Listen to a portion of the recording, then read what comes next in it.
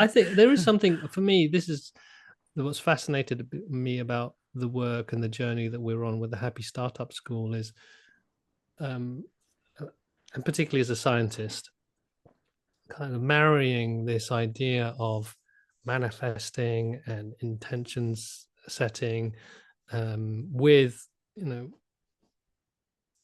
a kind of a linear view of life, and also even a scientific appreciation of life. And what I've been curious about is particularly it's around this idea of synchronicities and serendipities and luck, for instance. Yeah. Yeah. I remember reading something around a study. It's like no set of people are inherently more lucky than the other.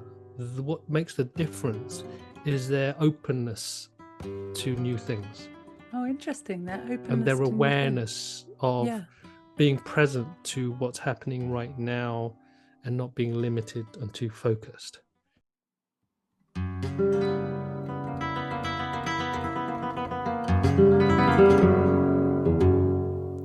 Hello and welcome to the True Wealth podcast, where we ask the question, what does it mean to be truly wealthy in this digital age of distraction and disconnection?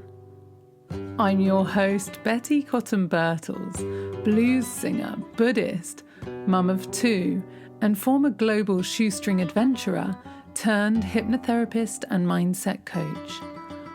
I believe that by healing our past and changing our beliefs, we may achieve not only the external successes, the house, the relationship, the money, the impact, but also internal success, the ability to actually enjoy our lives, because it's the joy and happiness that makes it all worthwhile. Join me as I invite friends, colleagues, and esteemed teachers to discuss means of enhancing enjoyment in our lives, following our inspiration as individuals to create whatever it is that lights us up, so that we might radiate that energy out into the world via our businesses or our day-to-day lives, with the intention that all beings may benefit. I believe that this is where true wealth lies. Welcome to the show. Hello, lovely, lovely people of the podcast listeners. Betty here. After coming back to you after a slight break there through April, I enjoyed 3 weeks with my kids home from school, just chilling and taking it easy and visiting people and enjoying the lovely weather here in Wales. And now I'm back to it, and I have a lot of wonderful conversations coming to you, not least this absolutely, well, I found it such an enjoyable conversation with today's guest, Carlos Saba of the Happy Startup School. I first came across Carlos and Lawrence, his co-founder, when Tad Hargrave recommended I check out summer camp. In fact, it was a very strong recommendation where he said, if you do one thing this year for your business, Betty, you need to go to summer camp. And he was right. I mean, as I've talked about many, many times already, and particularly in the episode with Lawrence, which you may have heard, or you can go back and listen to that one, Lawrence McCahill, all about summer camp and the Happy Startup School. And yeah, it was just such a wonderful experience. And I did meet Carlos there, but of course, when he was running the event, we didn't have time to sit down together and actually have a proper chat and a conversation. So this was such a pleasant surprise because I didn't know what to expect. A lot of people I know really, really respect Carlos, and I was really looking forward to getting to sit down with him. And I didn't know which way the conversation was going to go, and it goes in all sorts of tangential directions, which I found utterly fascinating, and I really hope that you will too.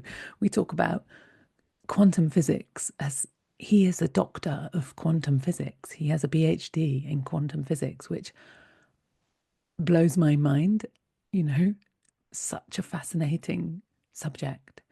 And not one that I really feel qualified to talk about, but I'm just so fascinated by it. So we talk a little bit about that. I do my best to, meet him in conversation on that topic, but he's very kind and dumbs things down for me to, not really, but, conversation was very easy and natural. And we talk about healing, we talk about being ourselves, the importance of just being who we are and how to do that. And we talk about linearity and non-linearity. Just so many interesting things. So I won't bore you with the details. I will simply move on over and present you with today's conversation with Carlos Saba from the Happy Startup School. And I will just say one more thing, which is I urge you, if you do have the chance to get to any of the Happy Startup events, and they have a summer camp, which is down in Sussex in September. And I'll be giving my workshop there this year, which is really exciting. My workshop, Heal Your Past to Grow Your Business, Heal Your Past, Grow Your Business, Change the World, with a childhood healing hypnosis live there in one of the tents. And Satish Kumar will be there again, who's a guest that is one of the conversations that will be coming to you in the coming weeks, because we recorded a wonderful conversation thanks to having met him at summer camp. So really, wonderful connections are there to be made, and you'll also have an absolute blast with a wood-fired sauna overlooking a lake. Oh my goodness, it goes on. So much, and inspiring talks and workshops and all the rest. And then also the Happy Startup School, they do altitude, which I spoke to Lawrence about. Carlos and I didn't cover these things because I'd already talked to Lawrence about them. So yeah, go back and listen to the conversation with Lawrence McCahill if you want to find out more. And yeah, check out the Happy Startup School and their summer camp, as well as their other events. I'll put all the links for you in the show notes. The website for summer camp is happystartupsummer.camp. So you can check that out. happystartupsummer.camp. All right. I hope, oh my goodness, I'd love to meet some of you in person. Anyone who's listening, I'd love it if you came to summer camp. And if you do come and say hello. I'd love to meet you. With no further ado, this is Carlos Saba from the Happy Startup School. Enjoy. So, welcome, Carlos. It's such a pleasure to have you here. Thank you. And apologies for not turning up sooner. Yeah, it's my fault, actually. I was a bit slow on the responding. But really, really a pleasure to have you here and to get to know you a little bit, because obviously we met at summer camp last year, which I've talked about in many different episodes of the podcast. Now it just seems to pop up in almost every episode. So there you go. Thank you. It's that, the last one that's gone out is Gemma Gilbert, and we obviously met at summer camp, and lots of reminiscing about swimming and the weather and just how wonderful it is. So I mean, everybody who's listening now has heard a lot about summer camp. So I won't bang on too much about that one. No, well, let's really let's really make them get that FOMO if they haven't already got it. No, but and also we've spoken to Lawrence, which was lovely. Obviously, your co-founder. So it's really nice to meet you. At summer camp, you were obviously very busy. there was a lot going on and we didn't really get the chance to sit down and have a chat. So I'm really excited that we are doing that now. So welcome. Where are you in the world and what's going on there today and how are you arriving? I am based in Brighton in the UK.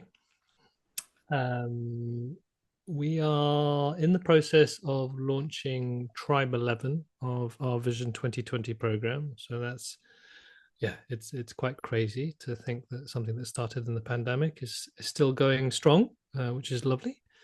And that all the sales that entails. So yeah, um, it's both energizing and draining. It's always energizing when you meet the right person and you're on the right person to help them, and it's also draining when you're just chasing people and it's just, just get back to me, please.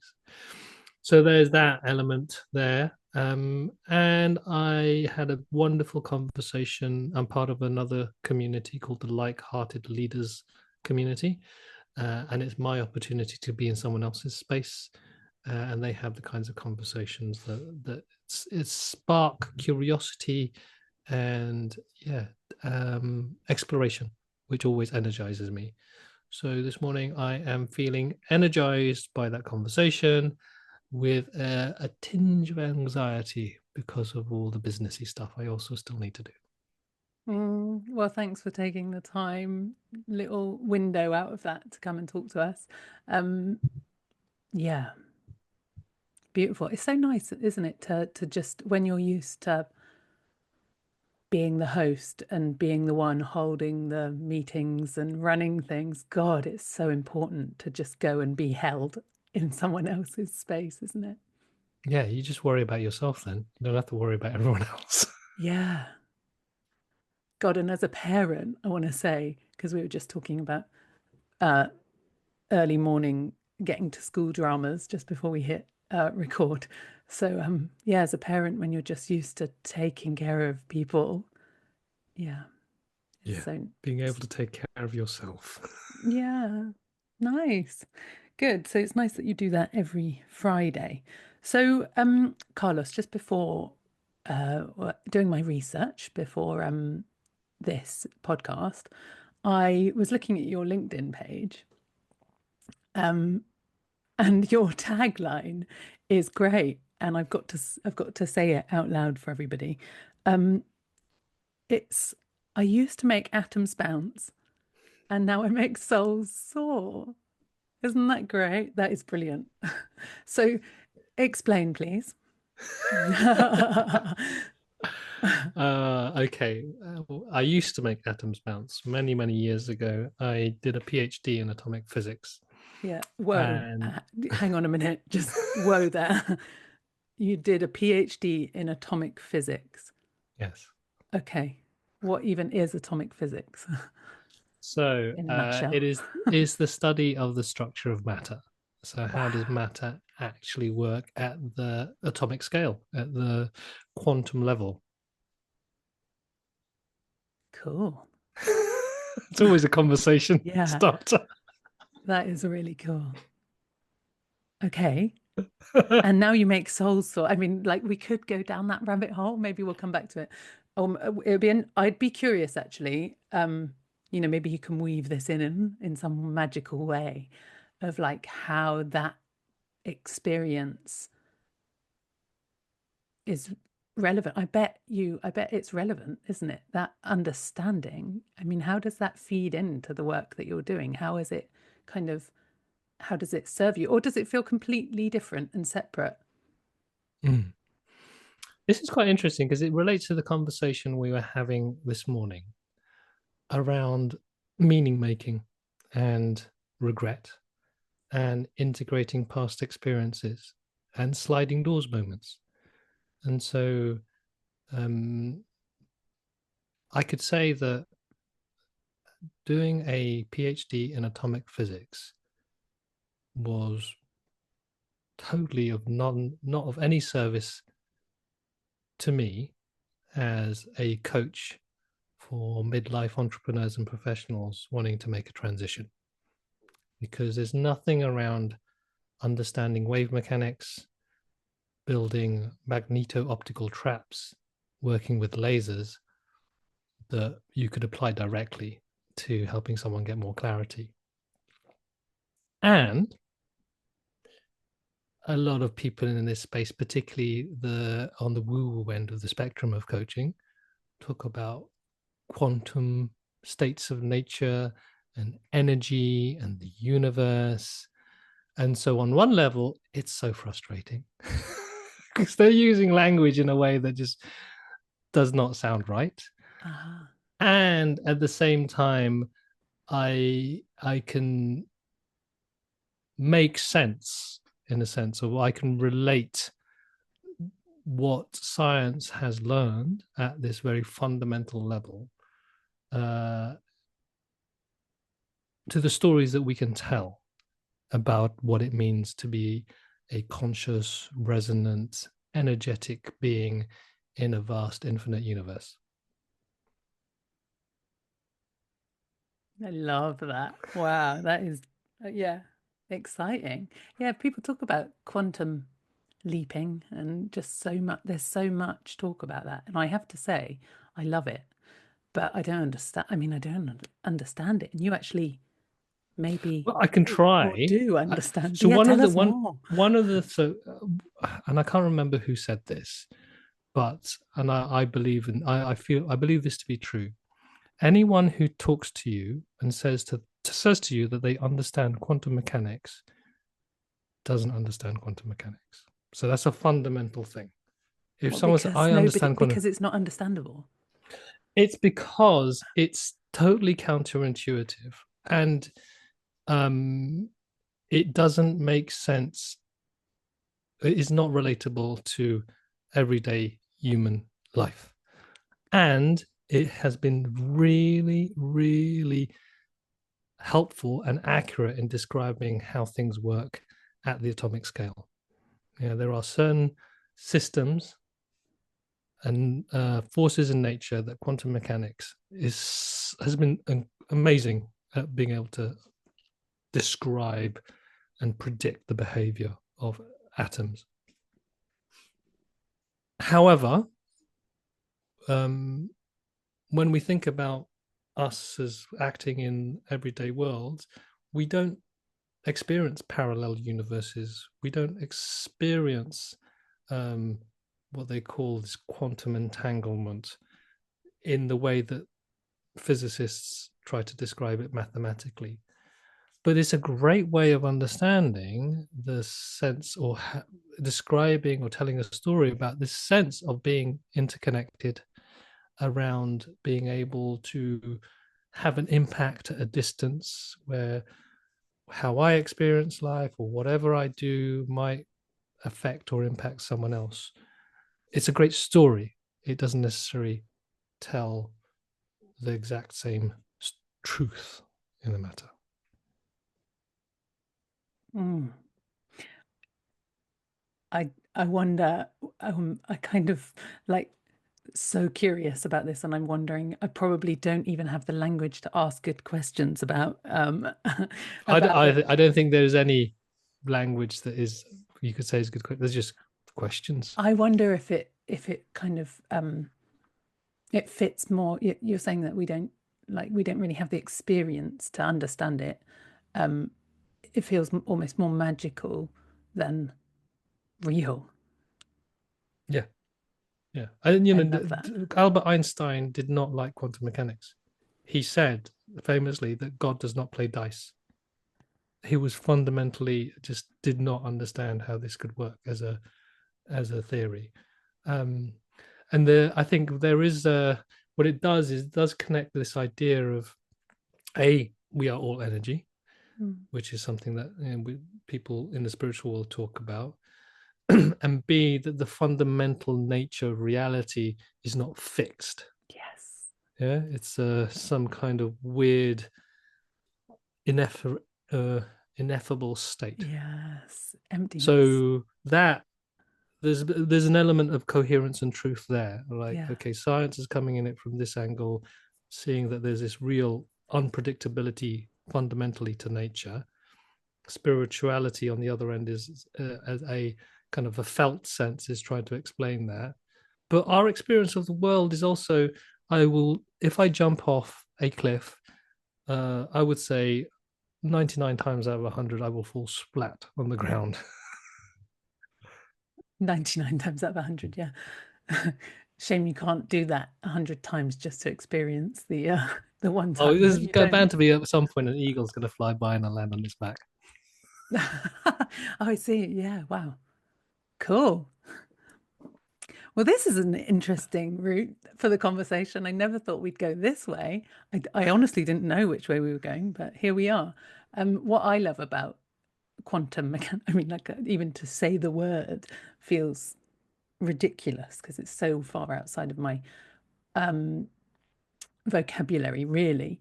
But I do practice tantric Buddhism, and you know, my teachers are saying, you know, it's so interesting that science is catching up to what we've always known. So yeah, that kind of form and emptiness, you know, that actually everything's empty. That's something that the Buddhists have been talking about for a long time. So, okay, great. Atomic physics. So you're a doctor. You are Dr. I Saba. can legally and justifiably put the two letters DR in front of my name. So that's cool. So Yeah. it wasn't all a waste of time.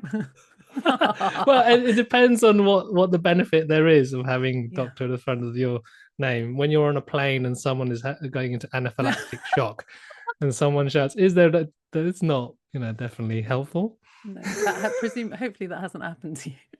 No, Yes. I've always I never really put it on my plane ticket. Yeah. Okay.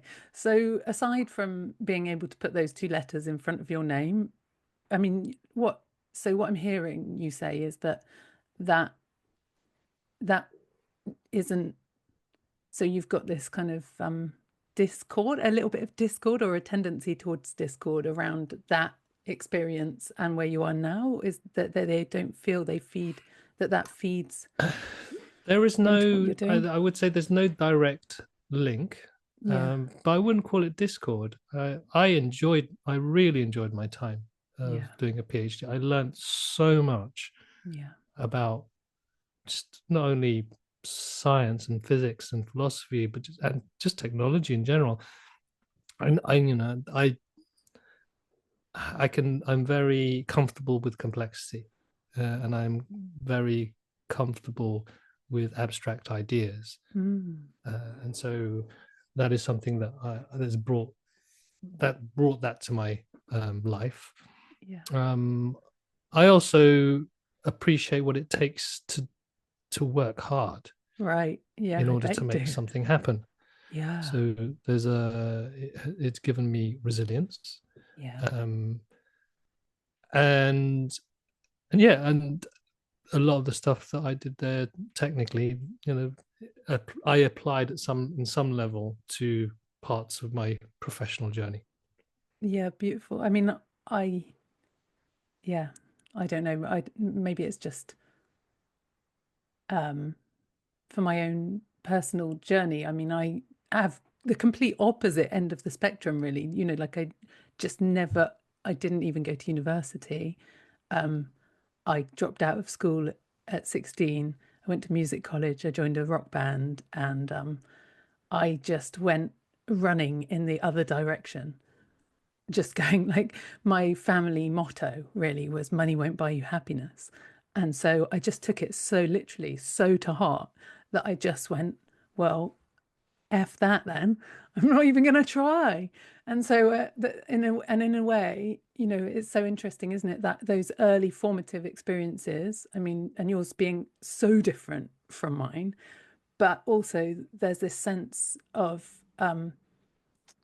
not necessarily seeing the linear, not really understanding how the pieces fit together. But then somehow when you look back, I don't know, for me personally, I can really see how the various threads have really built me, like led me to the exact place I am. And I mean, maybe that's even silly to say because it's kind of obvious, but I guess what I mean is maybe with the healing that has happened for me in my own story, now that I've kind of forgiven myself for the things that I could have done or didn't do, or, you know, and kind of like myself now. I'm like, oh yeah, no, I'm all right. You know, there's this sense of like, oh, I can see how all of those experiences had to happen in order for me to be where I am, and I really like where I am, and so therefore I'm really grateful. You're nodding. You agree with? No, what I'm hearing here, where I'm connecting to, is this journey of this even the idea. What is the journey? How am I making sense of this journey I've been on? How do I look back and say, that's why I'm here? Yeah. And for me, what I'm hearing in your story there is like, I went all on that direction and I could have gone this direction, but now it makes sense why I went in that direction, and I've done the work to integrate what those experiences and what those choices mean. From my perspective, I could have, even if I could have firstly gone into become a researcher and really double down in science. I was working in the realms of nanotechnology. I could have gone into energy, so much stuff that is relevant now. Quantum computing, I was at the forefront of that work at the Were time. you? Wow. So I could have been doing that work now. So if I think of it that way, so why didn't I stay there? Or I could have left. I got into the financial sector. A lot of people who are physicists are great at modeling markets. I could have been a lot more financially wealthy if I did that. Yeah. But no, I didn't. I ended up going, and from being a physicist, I became a web developer. I went into an agency and I started at the bottom rung as if I was like straight out of school and taught myself programming. I then become a director in the company, and then I quit. I could have stayed there. I could have grown that agency. And then I went and worked with Lawrence, and I was a freelancer with him, and we grew our own little agency. And then we quit and we started the Happy Startup School. So I could have this story that you just quit because you just don't know how to stick it out. Yeah. What I have learned, I was always just accepting that I didn't know what I wanted. So I was just going to follow my nose. Yeah. What I did know at the time, what I didn't want, and what was really uncomfortable in those particular paths. So I switched. What I've discovered by what I hear from you of this maybe inner work, this healing, just in our case of building the Happy Startup School, learning from people, and then trying to help other people get clarity. The story I have is I understood what my needs are now, these core higher order needs that I didn't know how to articulate back in the day. What I said is that I wanted to be a teacher, but then when I want to be a teacher means working in schools, and I don't want to work with kids who don't want to learn, but I don't necessarily want to go to a private school and teach there because that doesn't feel quite right because you're not teaching the people who might really need it. So I had a very limited view of possibility based on a need to teach. Yeah. What I actually was able to articulate more clearly for me and myself now is like, my needs are learning, my needs are contribution, my needs are play, my needs are adventure. So how can I meet those needs? I couldn't meet them in the school because play and adventure doesn't seem to feel possible there. However, in a Happy Startup School, all four needs are being met by everything that we do. Yeah. So it's like so is this what happened? You were unhappy with the various career paths and things you'd done, and you got to a point. I mean, tell us about the point that you got to. I mean, I was going to suggest what it was like, but what was that like? I mean, was there a moment where it just suddenly you said, oh yeah, these are my needs and this is what we're going to do? No. That is only, I would say, over the past 5 or 6 years that I've been able to articulate that more clearly. It was much more of a felt sense. And this for me, and this is why I'm exploring for myself as an idea, is the difference between trauma and truth. When we are triggered to leave something or not do something, what is it? Who's talking at the time? Is it something just like a fear that is associated to a past experience, that so we're actually making a decision based on the past rather than the present? Or is it a real inner knowing that actually this isn't for me based on my deep self-knowledge? And I would say a lot of the decisions I made in the past were a blend of both. And it was more a conscious, I don't want to do that because I don't think I'm that kind of person, as opposed to, this isn't my path, so I Yeah. will choose something else. Oh, what you just said about trauma versus truth, that is just so relevant to this week. I was just telling you, I've had a busy week for recording interviews on the podcast, and the last two have just really there have been themes emerging. And I mean, my work is about this, trauma and truth. And you know, I was interviewing Manda Scott, this lovely lady who's the author of the Boudica series and more, on the last episode, which hopefully people have listened to already by now. And she was talking about trauma culture versus initiation culture. So just looking at what you're talking about from the fact that it's a culture that creates it. And I just think this is so interesting, the way we make decisions, what you're talking about there. Is it coming from, well, in the West, we're just raised in that. So most people's way of responding to the world is because of the traumatic, so the fear, the stuff that comes up, rather than, you know, what she talks about in a traditional culture.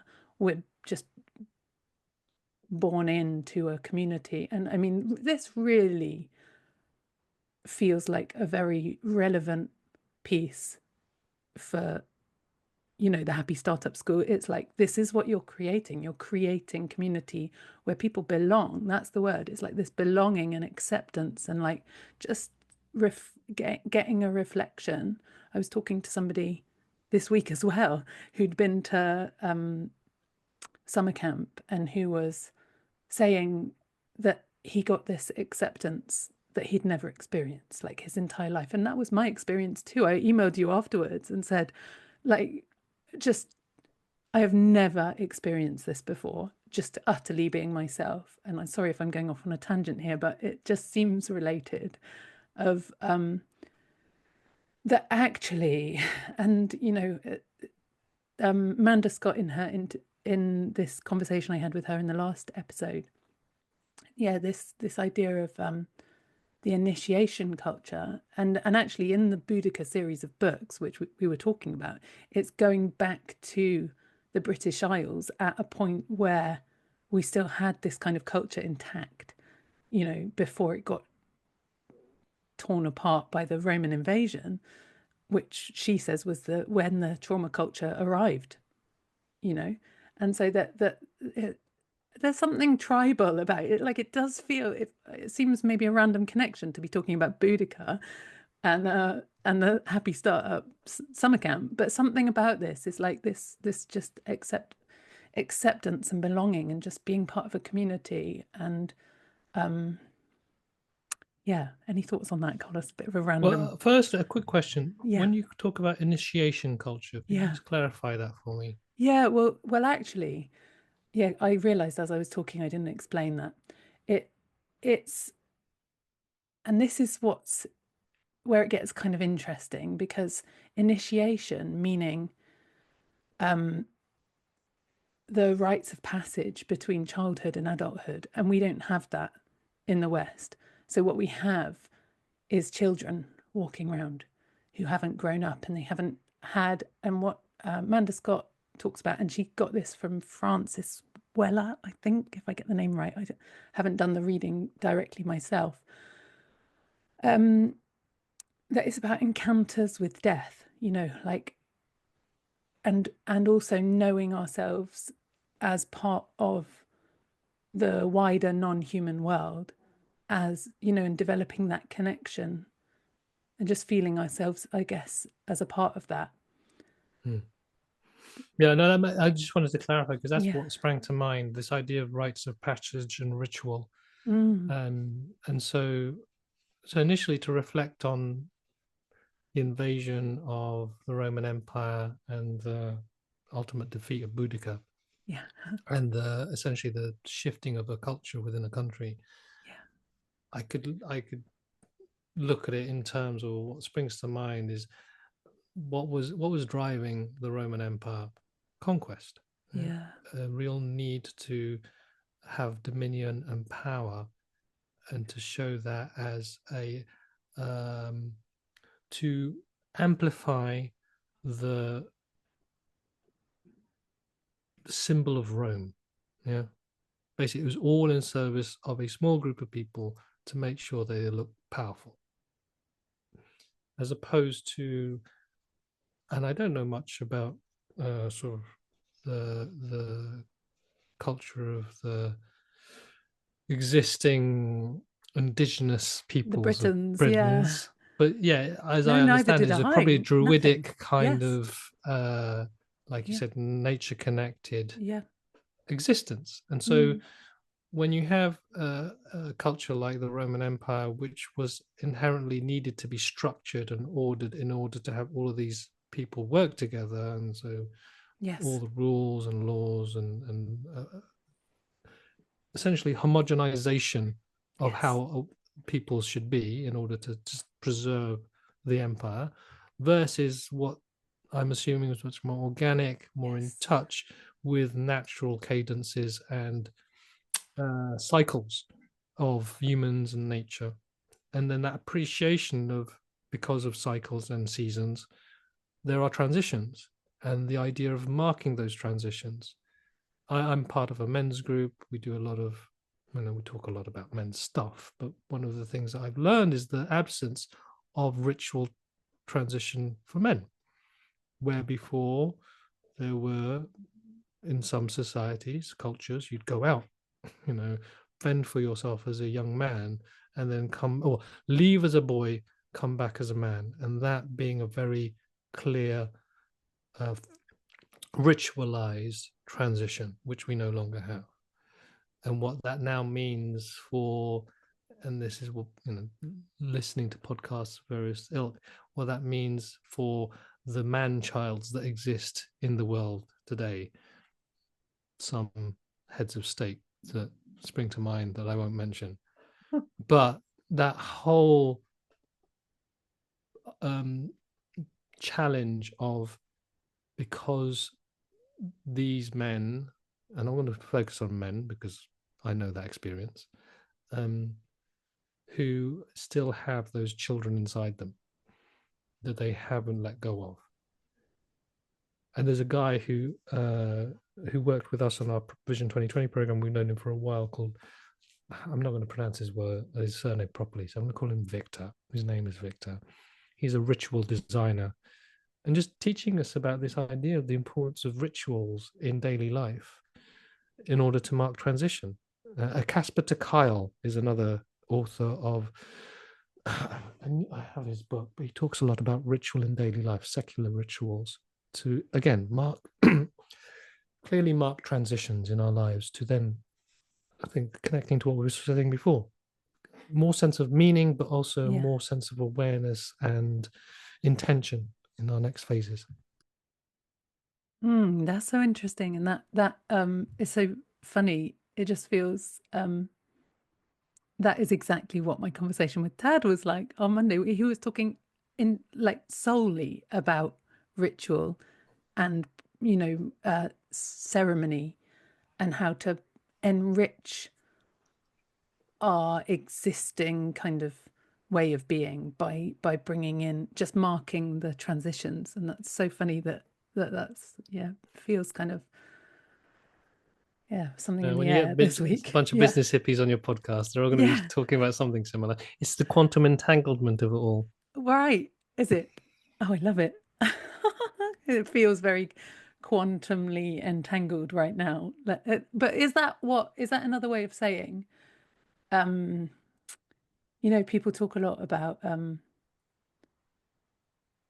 what is it? Like the what's the hippie way? The kind of like the spontaneous, do you know what I mean? There was a book written about it. like coincidences and how they're not coincidences and they're oh god, Synchronicity, synchronicities. serendipity. Thank you, synchronicities. That's the word I'm talking about. Yeah, yeah. I don't know if we want to go down that avenue. Well, I think there is something for me. This is what's fascinated me about the work and the journey that we're on with the Happy Startup School is, um, and particularly as a scientist, kind of marrying this idea of manifesting and intentions setting, with, you know, a kind of a linear view of life, um, and also even a scientific appreciation of life. And what I've been curious about is particularly it's around this idea of synchronicities and serendipities and luck, for instance. Yeah. Yeah. Um, I remember reading something around a study. It's like no set of people are inherently more lucky than the other. What makes the difference is their openness to new things Oh, interesting. That and openness their to new things. awareness of Yeah. being present to what's happening right now and not being limited and too focused. You know, and there's that, I think there's a psychological study about going through a newspaper and then picking out certain words. And if you picked out all of those words, you'd win £100 or something like that. And on page 3, there was an advert that said, if you stop reading now and show this advert, you will win £100. And the people who were just focused on completing the task missed the ad, and the Uh-huh. people who are more open and just like less intense or more lucky saw the ad, Mm. and so they didn't have to go through the whole newspaper looking for all the words. That's an interesting example. Wow. So what's the takeaway there? Not Chill out. Well, this is it. I think this Yeah. is the looking up now and Yeah. again, and being able to be present to what is, Yeah. as opposed to racing towards what should be. Yes. Yes. Yes. Yes. Yes. Yes. I And love that's where the this. serendipity arises. And that's where Yeah. taking time out, creative practices, going for a walk, Yeah. having conversations with random people, Totally. um, yeah, just switching off. You I have to think have your eyes that's, open, don't you? And all your yeah, sense fields open in order to notice them because they're probably happening all the bloody time.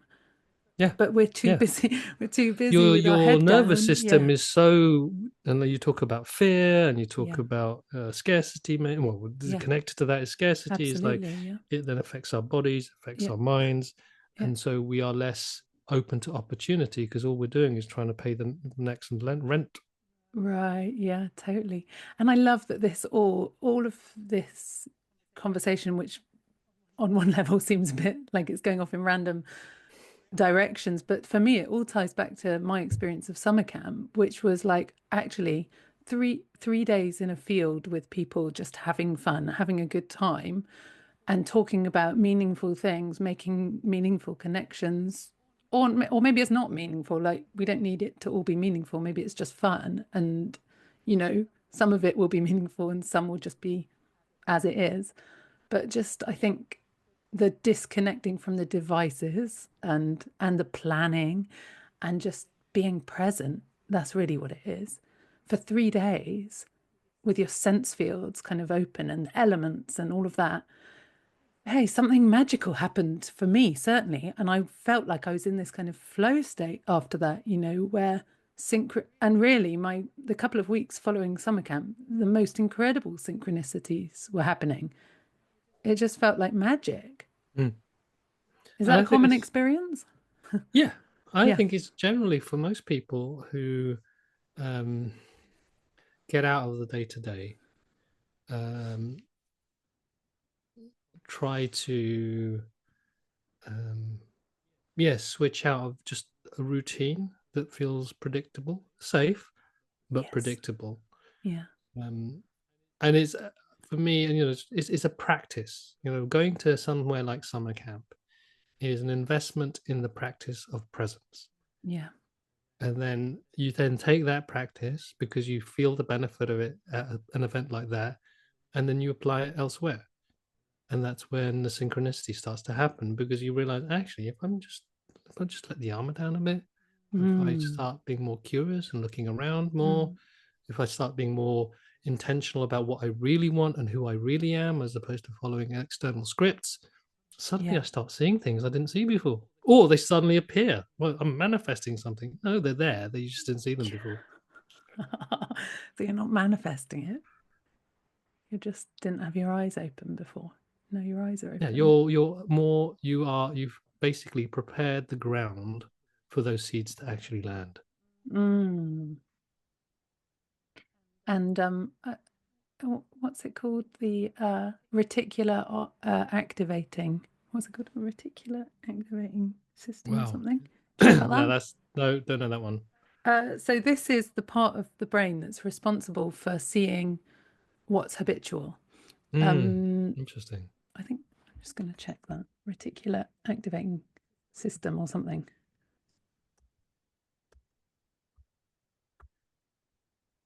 Yeah, that's it. So reticular activating system. So this is the why when I was pregnant, suddenly it seemed like everyone was pregnant. Suddenly there's pregnant women everywhere. Or when we've got an MG car. When we got an MG, suddenly we're like, oh, why has everyone got an MG? Well, I never saw them before. So that's, have you had that experience? Yeah, I definitely I remember seeing more buggies. Yeah, exactly. Around, yeah, more everyone's got slings. Yeah, suddenly. Yeah, it's because there's literally so much information out there, and we can't take it all in. So we just filter it. We just have to have a filter. Yeah. But this actually is an argument for, I think, for actually knowing what you want. But then interestingly, that's kind of in opposition to what we were just talking about, because, that's about having the goal and the kind of point of focus that you're working towards. I would say, there's two ways I was thinking about it. One is having a conscious filter. So being conscious about the filters. Yeah. There's unconscious filters, which means you don't even know if they're on or off. They're just there. And so you have no choice about being able to look up and see anything, because that's how the world works. That's a belief. And then it is, I think, for this idea of being open to possibility, but being intentional about your actions. You can still, I think, focus down and say, I'm going to do this. But then at the same time, you can also have an awareness where you can look at yourself while you're doing this thing, just to check, is it still the right thing? Yes. Yeah. And also and this is where I think this becomes a skill. This is a practice of trying to avoid distraction while still being open to opportunity, being able to focus on what matters, or focus on the action or the activity, the business, the marketing, the sales, the product, but without losing sight of what is it actually in service of. Yes. And that's all about, for me, conscious awareness. That's also about self-knowledge. That's also about really defining what success really means to you. And that's also being more self-referencing and creating a greater sense of autonomy. Being more self-referencing. So what do you mean by that? So when I think about self-referencing and other referencing, self-referencing is about being able to make choices based on what you believe is right, as opposed to what everyone else tells you. Yeah. And that's where I think you can have more conscious focus. When you have clarity, and this is the trauma and the truth. Yes. This is all my pet theory. When you have much more clarity about who you are and what's actually triggering you or pulling you in different directions, you can then have much more trust in your own self-referencing. Yeah, beautiful.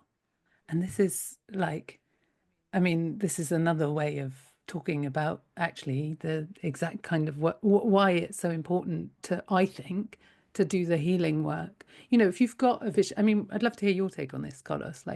I think that if you've got a vision, because a lot of times people have got they've got a vision, and it feels too, or that it may be at somewhere like summer camp, I guess this might happen, that they're so open and relaxed and they've got all this support around them that maybe they come away with an idea, and they've got this idea and it feels like, yes, that is exactly what I need to do, I'm the perfect person to make that happen. And then they go back to life at home, with all the trials and tribulations of that kind of monotony of routine and yada yada yada.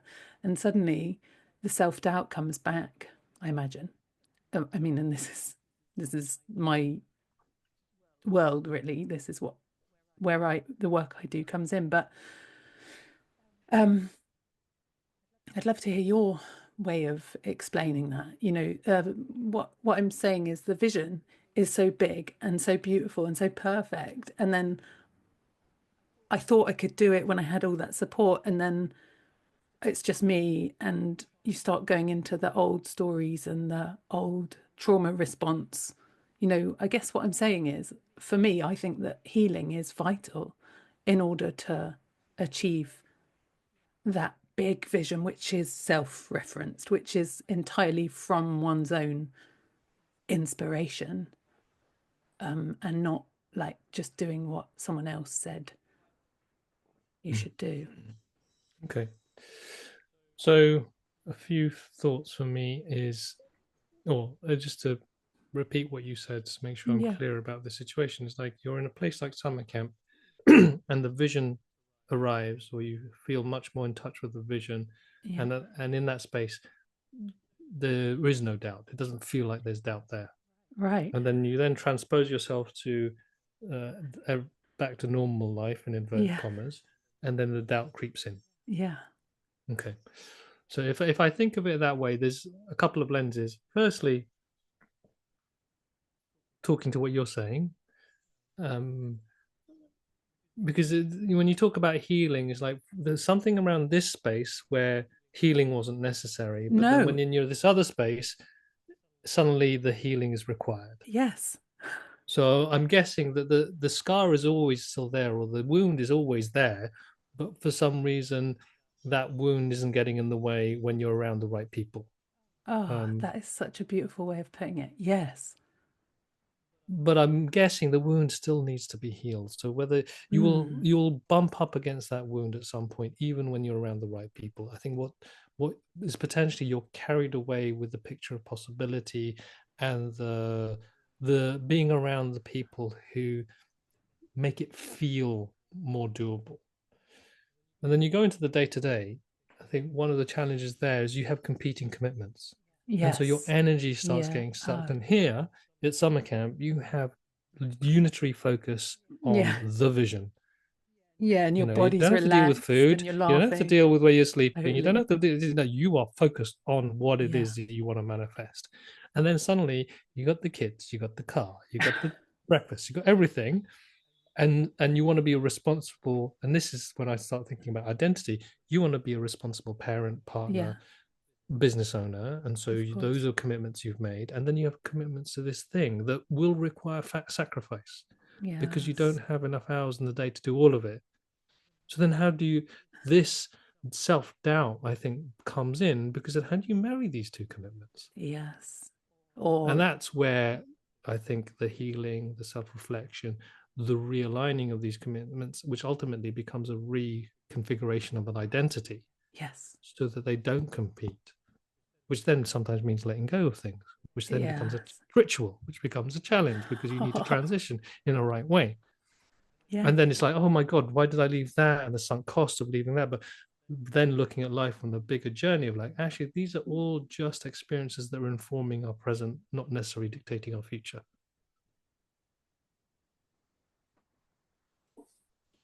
Anyway, I thought. Yeah, nice. I was just letting that sink in. Sometimes I'm a bit slow on the uptake. In fact, my partner Rob and I have this joke that I always need a Betty break, that I'm just that bit slower than everyone else. So I would argue is that some of us are too quick to assume that we know what we're hearing. Oh, really? Yes. because we jump to assumptions. Oh yeah, I know what you're talking about. Oh yeah, we'll go. When in Opposite. fact, like you are doing, it's more about actually I'm going to accept that some things need to marinate and soak in because we're not jumping on straight. Oh, I know exactly what you're saying. Yeah. That's where it becomes dangerous, I think. Yeah, right. Yeah. But then I do that as well. Like I'm quite conscious.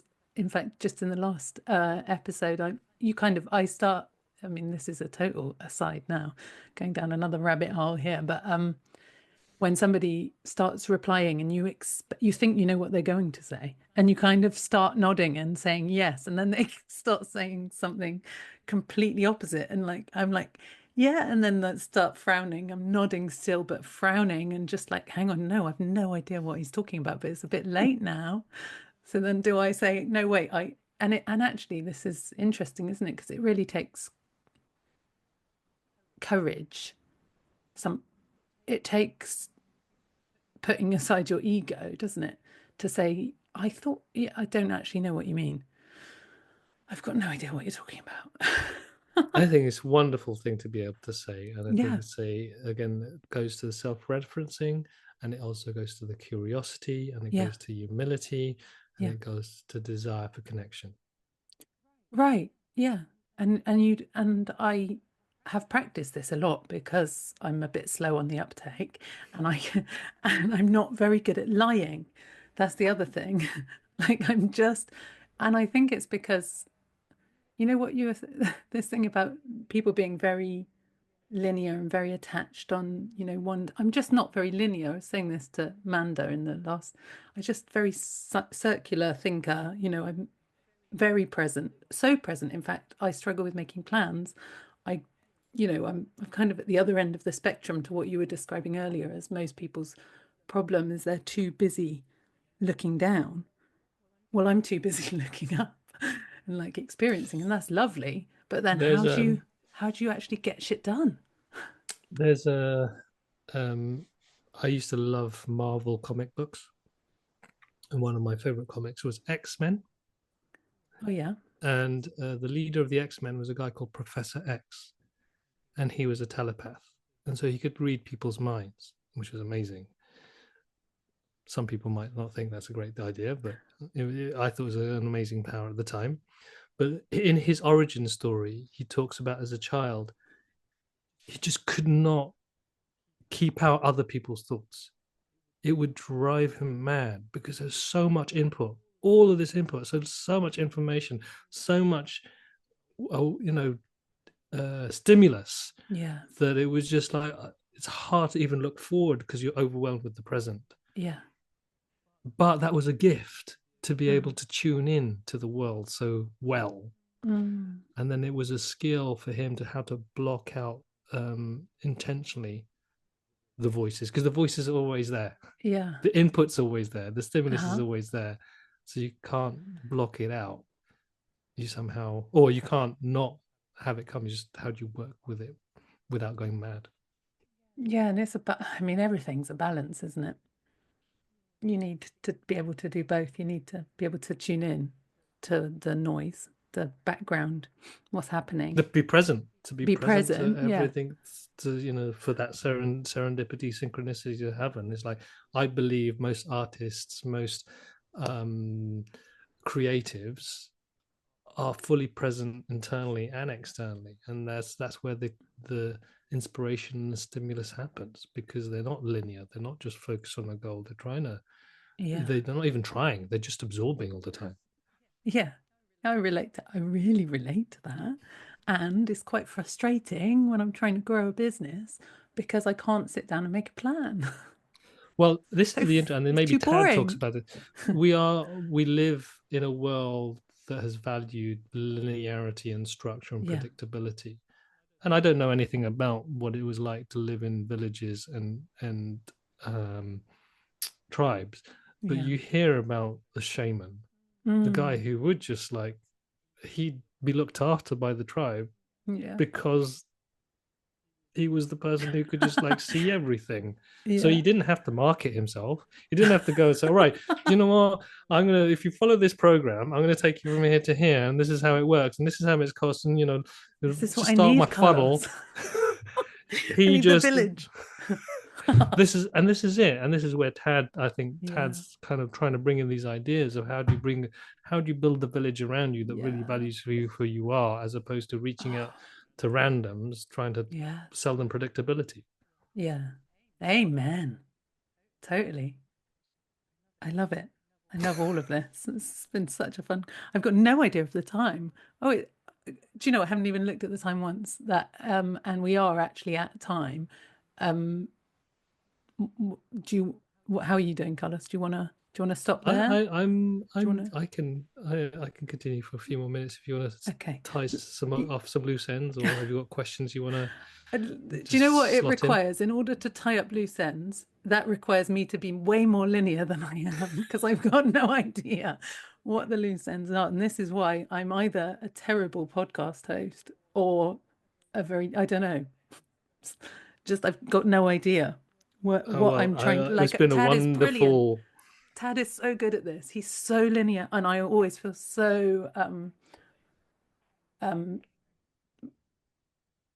inconsequential. No, I just feel incapable sometimes when whenever we get to the end of a conversation, he just like ties it all up with a lovely bow that refers to all the different threads that we've been. And I'm like, how do you do that? So I don't know. He's a We've been good everywhere. storyteller. Yeah, he's an amazing storyteller. God, he's brilliant.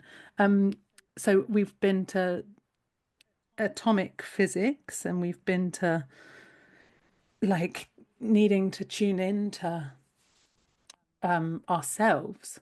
I don't know. What do you feel is relevant? What would you like to say? I'm just going to let you. Um, I think this is a big part of this for me that's coming up is this idea of synchronicity and self-referencing. And it's like, how do I stay authentic to whoever I am? And then it's like, what is authentic? And Yeah, and that's who am I where the anyway? whole who am I anyway? And this is the trauma and the trigger Yeah, aspect of it in terms of like, how can I become more self curious yeah, to then become more intentional in the world and the work I do.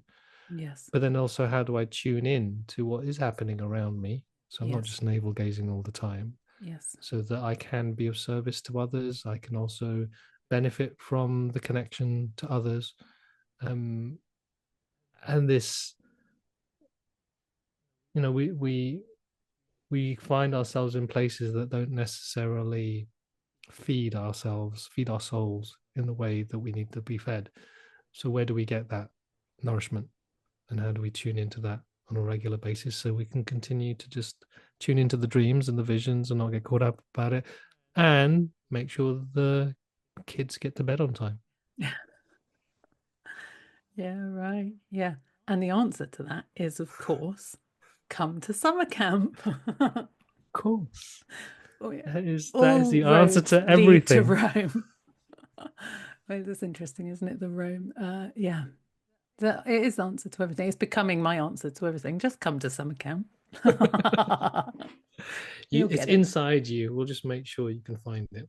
Yeah. What summer camp is a it's a state of being. It's true. Yeah. It is true actually.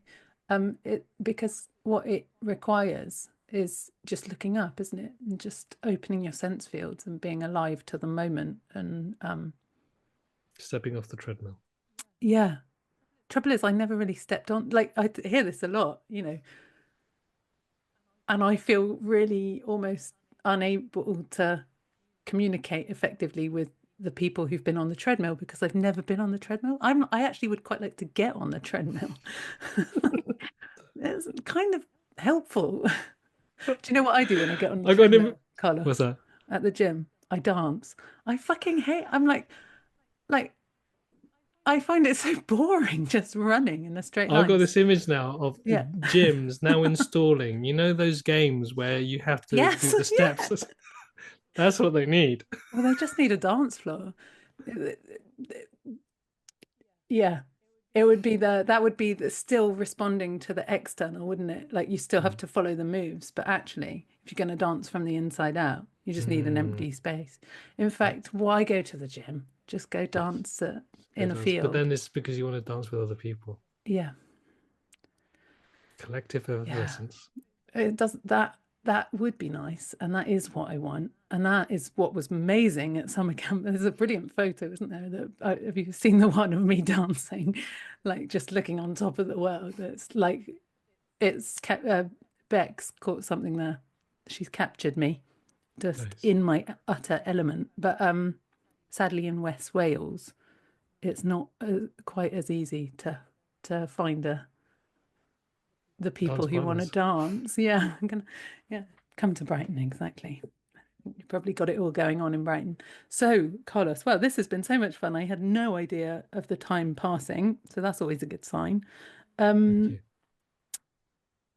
come again. Let's do it again.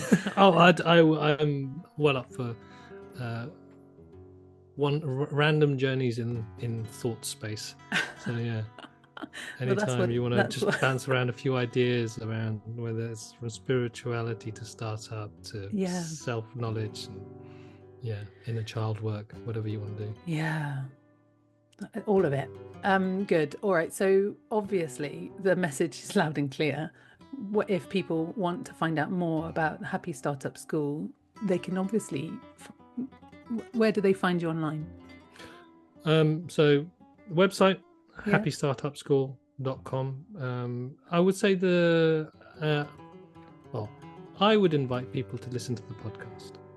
Go onto any podcast sort of platform and just look for the Happy Entrepreneur, and you will find all the conversations that we have with different people, and you'll hear about. Also, you'll find episodes with just myself, Lawrence, and our fellow coach Lana Yelenev, who helps us with our Vision 2020 program. And that's all a linear, more or less, journey of going from the inside out of entrepreneurship, but creating space for more serendipity and just self-reflection. But ultimately, come and listen to us there. Then you get to know us more, and then you can decide what to do next. Then. Yeah. And then you'll definitely want to come to summer camp. Okay, I'm going to say it again. All right, Carlos, it's been such a pleasure. Really fun, all sorts of things coming up. I had no idea where we're going, like I've said. It's all good, and it's completely non-linear, which is brilliant. And I wish you an enjoyable day. Thank you so much. Thank you. It has been incredibly fun. Thank you. Hi again, it's me. Thanks so much for listening to today's episode. I really hope you enjoyed this conversation that was full of twists and turns and interesting content. Well, I thought so. Hopefully you thought so too. If you've made it this far, I'm guessing you did. So thanks so much for listening, and do remember to subscribe, like these episodes, send them to a friend, anyone you think might enjoy them. That really helps me to spread the word. And if you've enjoyed it, why not consider dropping me a line or leaving a review? I'd be really grateful for any kind words. I always love hearing from you.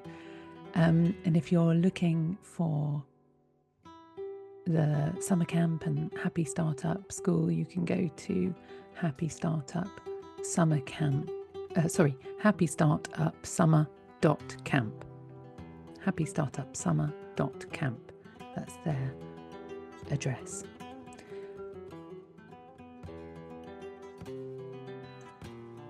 And to find out more about the Happy Startup School generally, go to thehappystartupschool.com.